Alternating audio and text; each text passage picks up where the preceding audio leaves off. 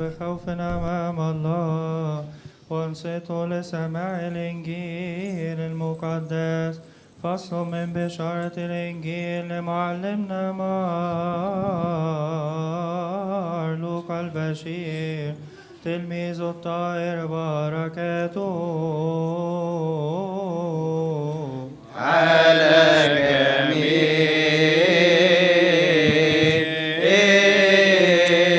بس ايدينا في الذبيحه ما نسلمش على بعض، اصل لما تسلم عليا في احتمال يبقى ايدي فيها.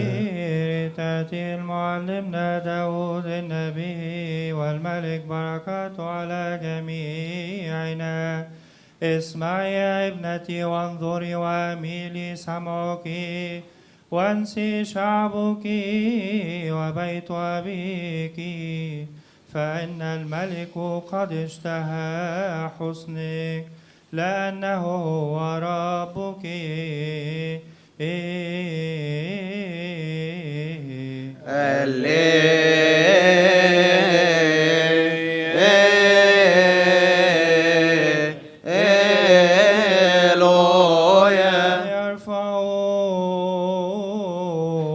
يرفعوا في كنيسة شعبه وليباركوه على منابر الشيوخ، لأنه جعل أبوة مثل الخراف يبصر مستقيمون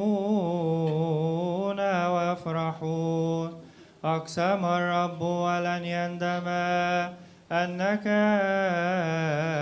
أنت هو الكائن إلى الأبد على طقس ملك صادق. الرب عن يمينك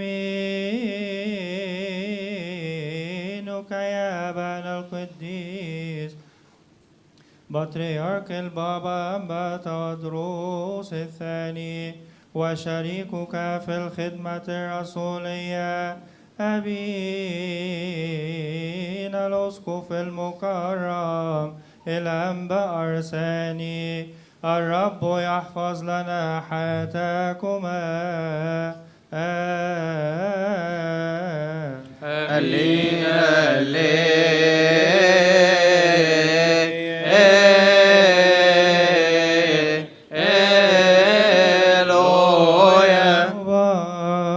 مبارك ولاتي باسم الرب ربنا وإلهنا مخلصنا ومخلص نفوسنا ربنا يسوع المسيح ابن الله الحي الذي له المجد الدائم من الأبد آمين. وفي الشهر السادس أرسل جبرائيل الملاك من قبل الله إلى مدينة من الجليل اسمها ناصرة إلى عذراء مخطوبة لرجل من بيت داود اسمه يوسف واسم العذراء مريم.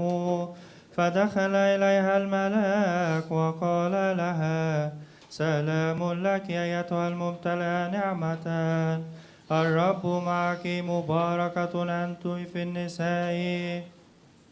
فلما رأته اضطربت من الكلام وفكرت ما عسى أن يكون هذا السلام.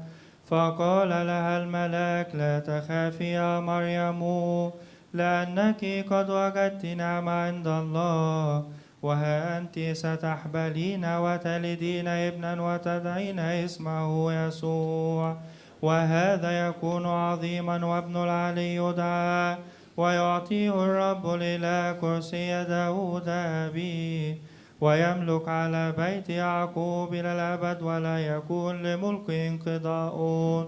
فقالت مريم للملاك كيف يكون لي هذا وأنا لست أعرف رجلا؟ فأجاب الملاك وقال لها الروح القدس يحل عليك وقوة العلي تظللك، فلذلك أيضا المولود منك قدوس ويدعى ابن الله.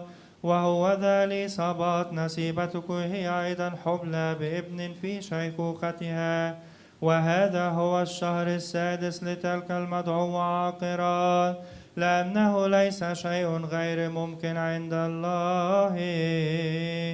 فقالت مريم للملاك وذا نعمة الرب ليكن لي كقولك، فانصرف عنها الملاك.